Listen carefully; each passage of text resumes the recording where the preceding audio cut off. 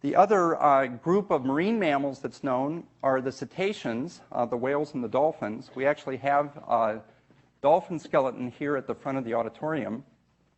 So dolphins also have characteristic streamlined marine body form. They have foreflippers, but they don't have hind limbs. You can see here in the skeleton the obvious flipper or forelimbs of the dolphin up here at the front of the body. There are no hind limbs in the skeleton, but hanging beneath the vertebral column, at the spot where a hind limb would normally be, you can again see these two rudimentary bones, unattached, no legs coming out, but these represent what's left of a pelvis in this form of marine mammal. That kind of rudimentary pelvis suggests that dolphins and whales also evolved from four-legged land animals. If that's true, where are the transitional fossils that show those precursors? Well, for manatee and whale evolution, the spectacular fossils have also been found in the last 20 years. In this case, the key fossils are located in Pakistan and Egypt. 47-million-year-old skeletons have heads that look like whales, but still have four legs with the hind limbs as robust as the forelimbs. The Egyptian fossils from 36 million years again show skulls that are clearly whale-like. You can now see that the hind limb has been extensively reduced, very small, still has a pelvis and a femur and the lower leg bones, but it's detached from the vertebral column, could no longer support body weight. Again, a beautiful set of transitional fossils from a four-legged animal with the skull of a whale to partial hind limb reduction to the kind of tiny rudimentary pelvises that you see today in a modern dolphin or whale. Finally, large and complete mammalian fossils are rare, but an amazingly detailed fossil record exists for the process of pelvic reduction in sticklebacks. We introduced sticklebacks yesterday. I want to show you a short video that summarizes extensive paleontological studies of the fossil record of pelvic reduction that have been carried out by Mike Bell.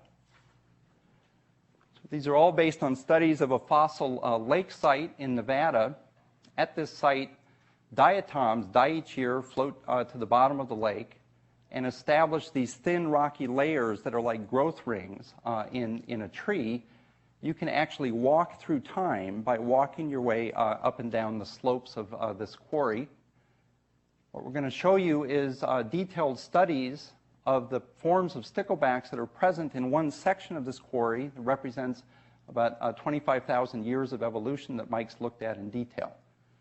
At each stage, you can pull out rocks, split them from the quarry at lots of different areas to calculate which fish were present at a given time. They come in different forms, including the complete stickleback with a pelvis and a spine, reduced stickleback with a tiny rudiment like you would find in a manatee or whale, or an intermediate form where there's two bones left instead of just one.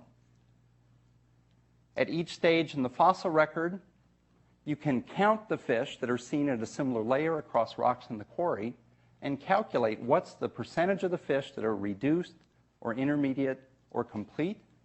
And you can do that for successive stages as you walk through time. So this is a summary of actual data from Mike's lab, calculating and counting lots of different fish and rocks. They all start out reduced.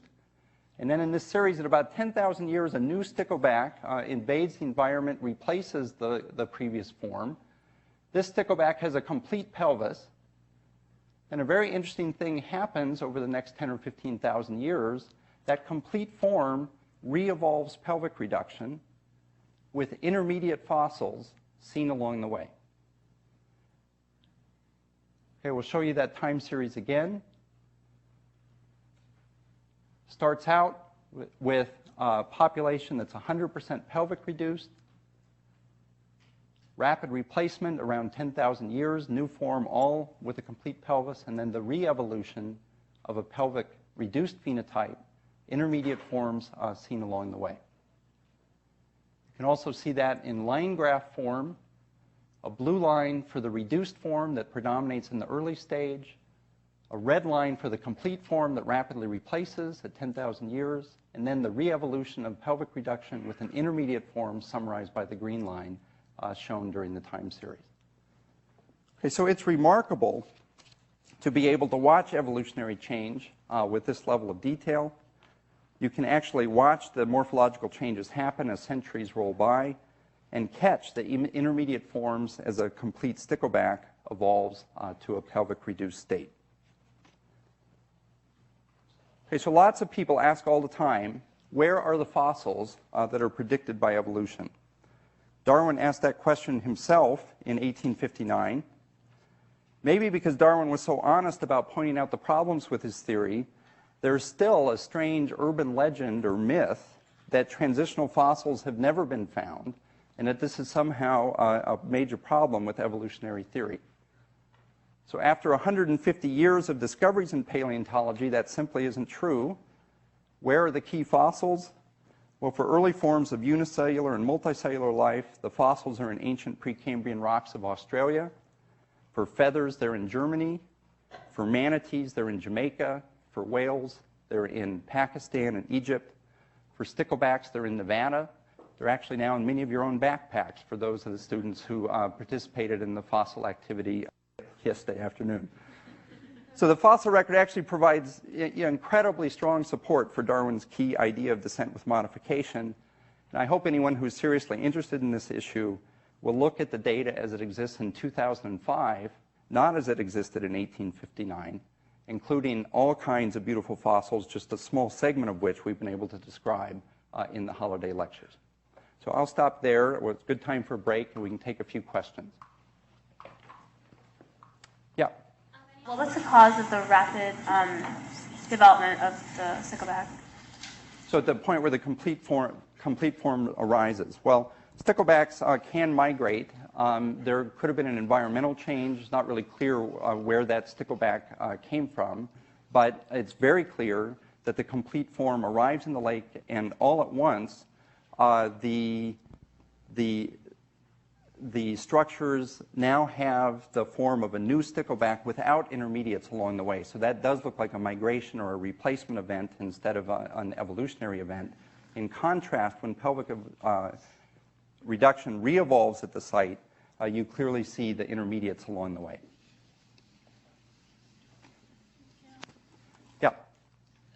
You keep speaking of common ancestors to support evolution, and like how many common ancestors do you think there are, or like what types were they? Like what were kind of the first ancestors of all the different types of organisms we see today? The final paragraph of Darwin's book says, life originally breathed by the Creator into a few simple forms or one.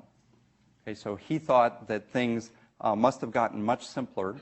He allowed the possibility not just of one, of maybe a few simple forms. What the fossil record actually shows is very simple forms at the beginning of the fossil record of life on Earth, bacteria, unicellular animals, unicellular organisms. And then the single-celled, simple prokaryotic organisms begin to be found also with eukaryotic organisms, then multicellular organisms, then more complex forms. Again, I think the key idea of a tree of life is that things are related by descent with modification. It's not clear if the tree has to be very broad or very narrow. It should be simpler at the beginning and more complex later. And that's exactly what the fossil record shows.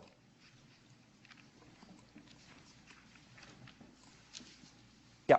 You say you found fossils of single-celled microorganisms, and I was wondering if those helped you figure out how the origin of the Earth began, how Earth was created, if it helps explain it. So I think it's also important to remember that Darwin's theory is a theory of how life changes.